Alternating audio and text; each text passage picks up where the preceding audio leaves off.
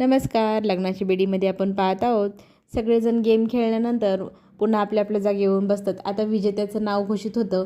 ते नाव असतं राघव आणि सिंधूचं. मग सगळ्यांना आनंद होतो, सगळेजण टाळ्या वाजवतात. सिंधू उठते. सिंधू उठल्यानंतर साबीला खूप आनंद होतो. ती खूप टाळ्या वाजवते. ती स्टेजकडे जाते आणि राघवही जायला निघतो. तितक्यात राणी त्याचा हात खेचते आणि त्याचा हात खेचून त्याला पुन्हा सीटवरती बसवत त्याच्याकडे बघते आणि हसते. त्याला त्या कळतं की ही जाऊ देत नाही आहे आणि सिंधूच्याही लक्षात येतं तिची ही झालेली गडबड. मग ती पुढे जाते आणि स्वतः एकटी जाऊन ते पारितोषिक घेते. पुन्हा ती एकदा मागे वळून बघते तेव्हा राणी राघवला घट्ट पकडून बसलेली असते. मग सगळा कार्यक्रम आटपल्यानंतर सगळेजण घरी जाण्यासाठी निघतात. गाडीमध्ये सगळेजण बसतात. सगळी गाडी निघते आपल्या रस्त्याने. गाडीमध्ये सगळेजण खेळत असतात, गाणी गात असतात. सावी आणि विनूही खेळत असतात. इकडे राणीला सगळं आठवत असतं काय काय घडलेलं. तिला कसा सावीने त्यांचा फोटो काढायला लावलेला हे आठवून तिला खूप चीड येत असते आणि तिला वाईटही वाटत असतं. इकडे सिंधूचीही तीच अवस्था असते. सिंधू पारितोषिक घ्यायला गेली तेव्हा राघवला तिने येऊ दिलं नाही. राणीने कसं घट्ट पकडून ठेवलं होतं राघवला हे आठवून तिला वाईट वाटत असतं आणि मग ती मुलांकडे बघत असते. मुलं खेळत असतात. इकडे राघवला लक्षात आलेलं आहे राणीची झालेली चिडचिड जळफळाट. तो तिला समजत असतो असं काहीही नाही, तू मनात वाईट विचार आणू नको. तितक्यात गाडीचा टायर फुटतो आणि सगळी आरडाओरडा सुरू होतात. लहान मुलं सगळेजण घाबरतात. गाडीचा ब्रेक फेल झाला असं ड्रायव्हर ओरडतो आणि गाडी जी पोचते ती मोठ्या डोंगरावरून अर्धी खाली अर्धी वरती. आता राघव सगळी परिस्थिती हँडल करत असतो. तो बघतो की पुढे खाई आहे आणि मागे हे सगळेजणांना तो सांगतो तुम्ही कोणीही बाहेर जाऊ नका, मी बाहेर जाऊन काहीतरी करण्याचा प्रयत्न करतो. सर बोलतात तुम्ही एकटे नका जाऊ, पण तेव्हा तो समजावून सांगत असतो. विनूही रडत असतो, बाबा तुम्ही जाऊ नका. तेव्हा विनूला आणि सगळ्यांना समजवतात. ते म्हणतो मी बाहेर जातो आणि काहीतरी बघतो सगळ्यांना बाहेर कसं काढता येईल. मग तो अलगद बाहेर येतो. ड्रायव्हरला हाक मारतो की तुमच्याकडे इथे रस्सी वगैरे आहे का.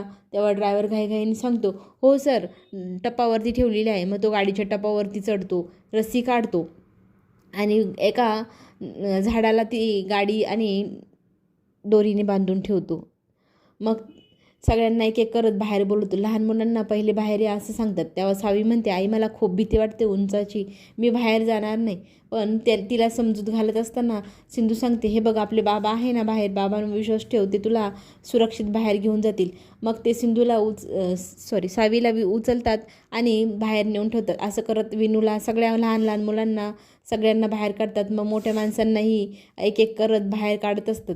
इकडे बाहेर काढत असतानाच राणीच्या डोक्याला गाडीची टक्कर लागते आणि तिला चक्कर येते. ती खाली कोसळते. कुणाचंही लक्ष नसतं. सगळेजण बाहेर जाण्याच्या गडबडीत असतात. सगळ्यात शेवटी राणी असते पण कुणाचं लक्ष नसतं. सिंधू मागे वळून बघते तेव्हा गाडीत कोणीही नाही बघते आणि मग ती बाहेर उतरण्याचा प्रयत्न करत असते.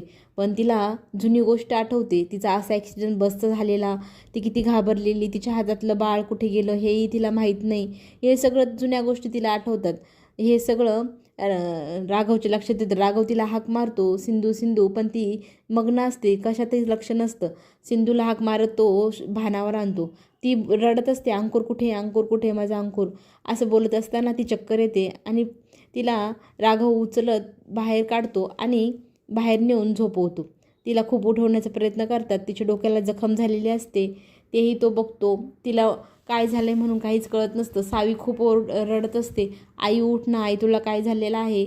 सावीचा आक्रोश ऐकूनही सिंधूला शुद्ध येत नाही. इकडे घरी सगळ्यांची गप्पा चाललेल्या असतात आणि नेहमीप्रमाणे रश्मी मोबाईलमध्ये आहे म्हणून रुक्मिणी काकू चिडलेली असते.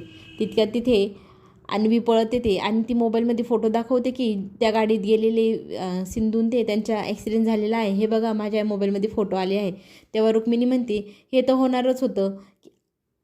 जेव्हापासून सिंधू आपल्या आयुष्यात आलेले आहे तेव्हापासून संकट हे आपल्यावर एकावर एक येतच आहे. इकडे शुद्धीवर येते राणी. राणीला शुद्ध आल्यानंतर ती उठण्याचा प्रयत्न करत असते. बाहेर सिंधू ही बेशुद्ध झालेली आहे. तिला शुद्ध आले येत नाही. तिचा श्वास हळूहळू बंद होत आहे, हातपाय थंड पडत आहे हे लक्षात येतात आणि तिला CPR देण्यासाठी राघव त्याच्या तोंडाने तिला श्वास देत असतो. शुद्धीवर आलेली राणी उठून बघते तर काय राघव सिंधूला श्वास देत आहे हे पाहून तिला खूप चिड येते. गाडी हळूहळू पुढे सरकत आहे. ती स्वतःला सावरतही असते आणि तिची नजर ही एकटक राघव आणि सिंधूकडे असते आणि म्हणते, आज अखेरकार सिंधूलाच निवडलं राघवने. मी इतकी चक्कर येऊन पडले आणि माझ्याकडे पाहिलंही नाही. पुढे काय होणार पाहण्यासाठी माझ्या लवली स्वरा गॉसिप चॅनलला नक्की सबस्क्राईब करा. धन्यवाद.